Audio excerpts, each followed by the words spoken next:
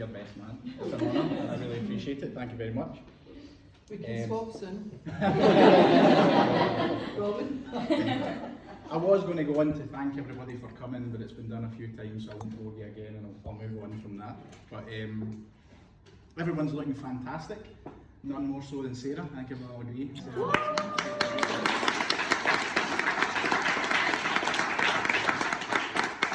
And Ross is here too. I'm here. I would however like to thank everyone involved for setting everything up today. As Ross mentioned, through COVID, it's not been easy to organise things like this. We've had to cancel the wedding twice already, so very well done, Sarah. You've done a fantastic job. I would thank Ross for that, but I know he didn't at the end.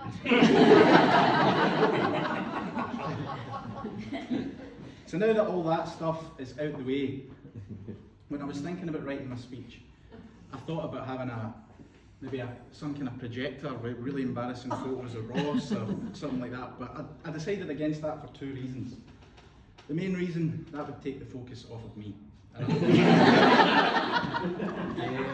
The second reason, there's a lot of people here that I don't want to offend or upset. So instead what I've done is I've printed them off and put them in envelopes. So if Craig,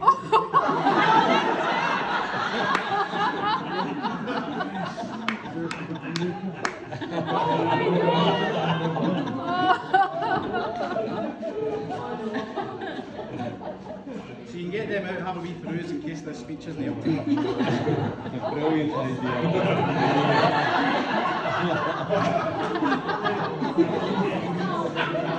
Is all yours, Sarah? This is great, keep laughing, this is taking up more time. Oh, yeah. That does.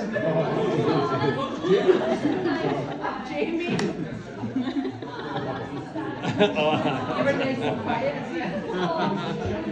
What settings?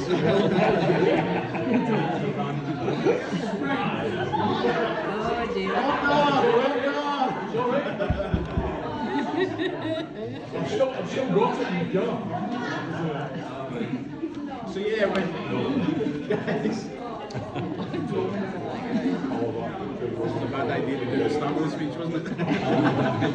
I'll settle down there.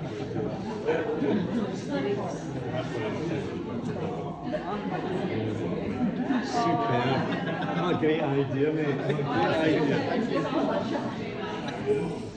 So that's what we do.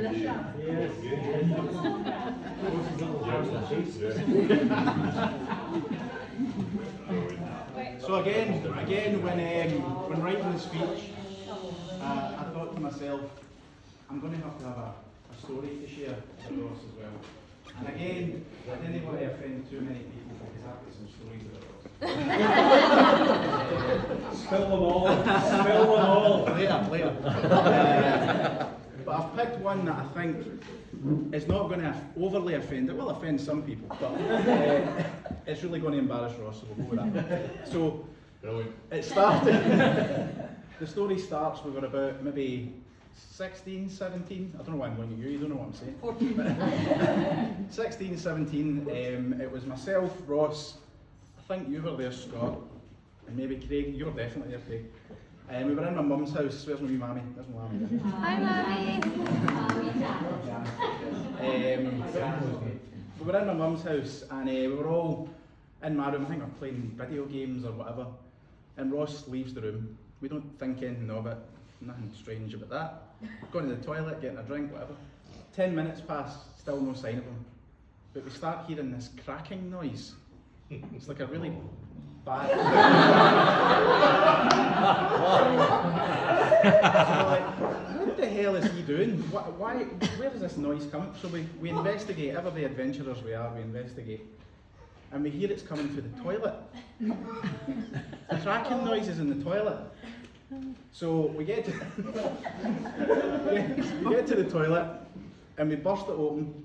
And there he is, in all his glory, on the throne, eating a packet of salt and vinegar.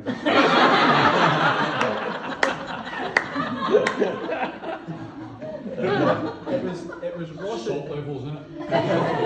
It was Ross's reaction to being caught that got me, and he turned and said, "Well, guys, I'm a straight in, straight out kind of guy."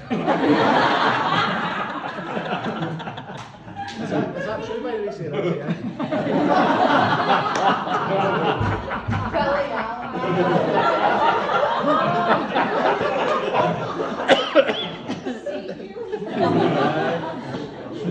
Got a bad rooming. But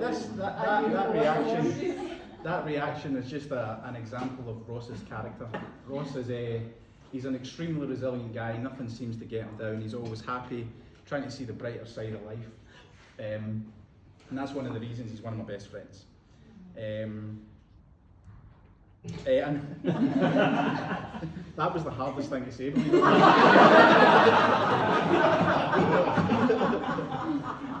But another example of Ross's character, and he mentioned it earlier, was during the time he was dealing with his kidney disease, which was a tough time for him. Stopped him doing a lot of things that he loved. He loved playing rugby, can't do that anymore.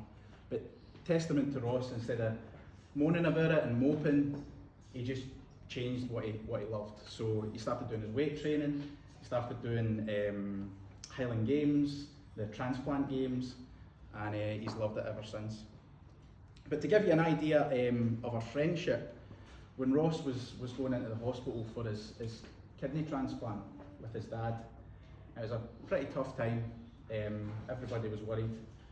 I showed up with a tin of kidney beans with backup plan.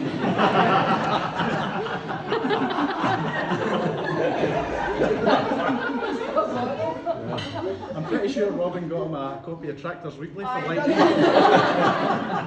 It's quarterly.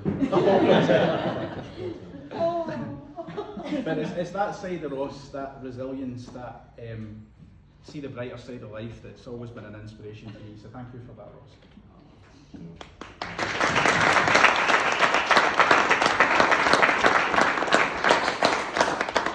So moving on to Ross and Sarah's relationship. I've not even timed this, by the way, so I don't know how long this is. Moving on to Ross and Sarah's relationship. It all started online, as most relationships do these days. But this was no Tinder or Bumble hookup. Ross and Sarah met on the popular video game World of Warcraft. And I'll say that again for those of you who didn't hear me. World of Warcraft.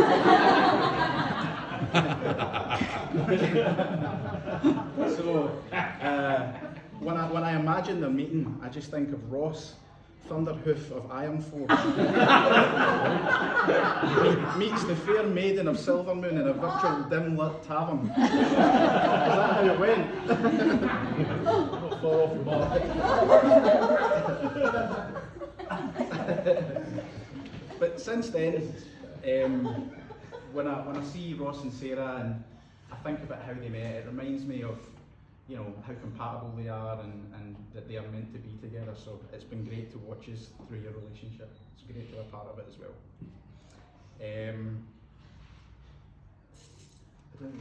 Sorry. But yeah, again, when Ross was going through his kidney disease stuff, the thing that got me and made me realise that Sarah was the one for Ross was Sarah was with Ross every single minute of every single day that she could be, in and out of hospital constantly, all the time by his side, supporting him and helping him through it. And I don't know if he could have got through that without you, Sarah, so again, thank you so much for that.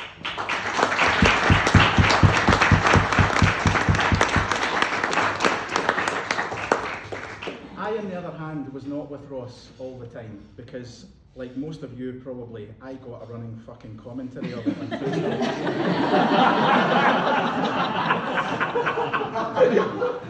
Every day, Ross. Every day. You gotta let the people know, don't you? Give the fans what they want. But I will end now, and to do that, Sarah, if I could ask you to put your right hand on the table for me, please. And Ross, if you could put your left hand on top of Sarah's. And I want you to enjoy that, because that's the last time you'll have the upper hand.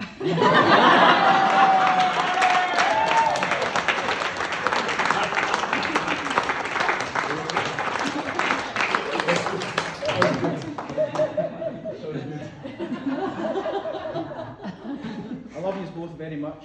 Thank you for letting me be a part of your big day. Had to say that, your mum would kill me. So if everyone could stand up for a toast. Oh, I've left my thing with Mr. and Mrs. Broom. Broom. Hey, that's it.